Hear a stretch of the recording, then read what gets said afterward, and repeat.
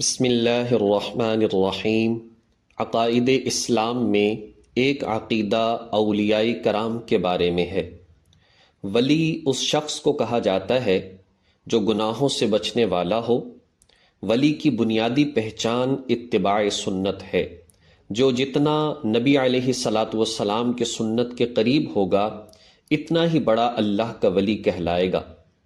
اور ولی سے کرامات اور اسی طرح سے کشف کا ظاہر ہونا یہ بھی برحق اور سچ ہے۔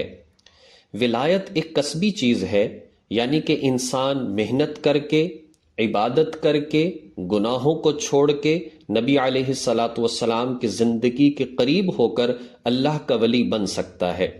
لیکن جیسے صحابی نبی نہیں بن سکتا، ایسے ہی کوئی ولی صحابی کے درجے کو نہیں پہنچ سکتا، لیکن وہ اللہ کا پسندیدہ اور اللہ کا ولی بن سکتا ہے۔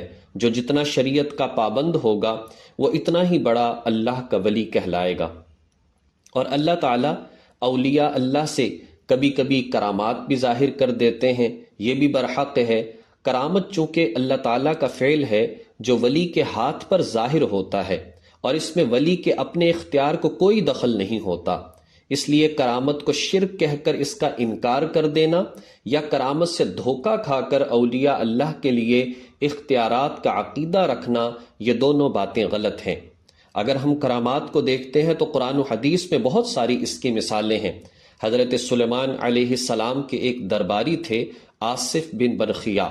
یہ بڑی طویل مسافت سے بلقیس کا تخت ایک پلک جھپکنے کی مدت کے اندر وہاں پر لے آئے۔ ظاہری بات ہے کہ یہ ایک کرامت تھی۔ حضرت مریم علیہ السلام کوئی نبی نہیں، لیکن ان کے پاس بے موسمی پھل موجود تھے، سردی کے گرمی میں، گرمی کے سردی کے اندر موجود تھے۔ اصحاب کہف عام لوگ تھے، اپنے ایمان کو بچانے کے لیے نکلے۔ قرآن پاک میں آتا ہے کہ اللہ تعالیٰ نے 309 سال تک کے لیے ان کو سلا دیا اور وہ آرام کرتے رہے۔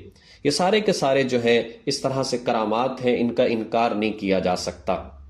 ولی سے جو یہ باتیں ثابت ہوتی ہیں، ظاہر ہوتی ہیں، ان کو کرامات کہا جاتا ہے۔ اور اگر غیر مسلم سے، فاسق فاجر سے ظاہر ہوں، ان کو استدراج کہتے ہیں۔ اس سے دھوکہ کھا کر اس کو اللہ کا ولی نہیں سمجھا جا سکتا۔ اس لیے اس حوالے سے جس قدر ہے نہ تو انکار کیا جائے اور نہ ہی جو ہے دھوکے کے اندر پڑا جائے۔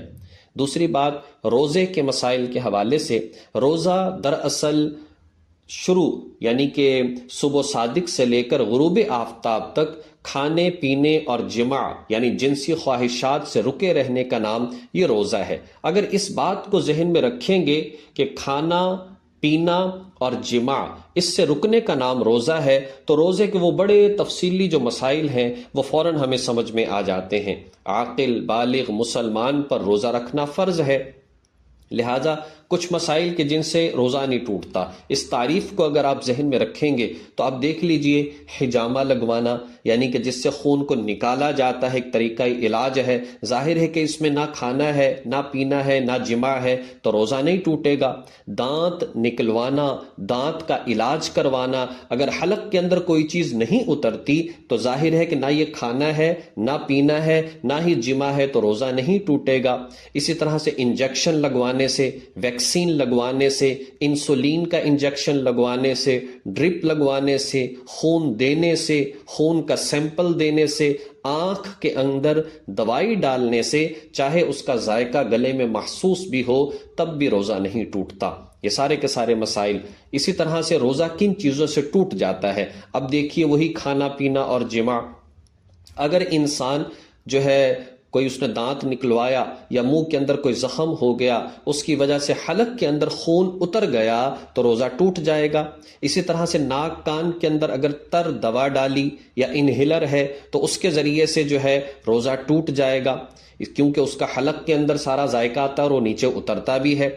ایسی چیز نگلنا، جان بوجھ کر ایسی چیز کھانا جو عام طور پر نہیں کھائی جاتی، مطلب کاغذ ہے، لکڑی کا ٹکڑا ہے، جان بوجھ کر کھا لیا، پتہ بھی ہے روزہ ہے، اس سے روزہ ٹوٹ جائے گا۔ غلطی سے ایسا ہو جائے تو پھر نہیں ٹوٹے گا۔ مشت زنی، ہاتھ کے ذریعے سے منی کو خارج کرنا، اس سے روزہ ٹوٹ جائے گا۔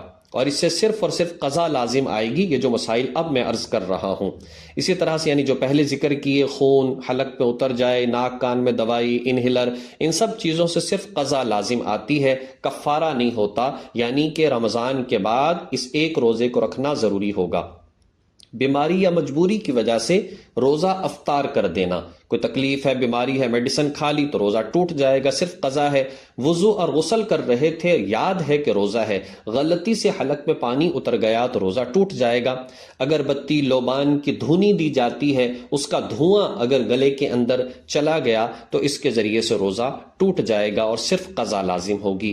کفارہ کس سے ہوگا؟ جان بوجھ کر کھانے سے، جان بوجھ کر پینے سے، جان بوجھ کر ہم بستری بیوی سے کرنے سے، اس سے روزہ ٹوٹ بھی جائے گا، کفارہ بھی لازم ہوگا۔ اور کفارے میں 3 چیزیں ہیں، یا تو غلام آزاد کرے، جس کی صورت آج تو نہیں ہے، یا پھر 2 ماہ کے روزے رکھے۔ اگر تو یکم سے شروع کر رہا ہے تو 2 ماہ پورے کرے، اور اگر درمیان میں کسی مہینے سے شروع کر رہا تو 60 روزے پورے کرے۔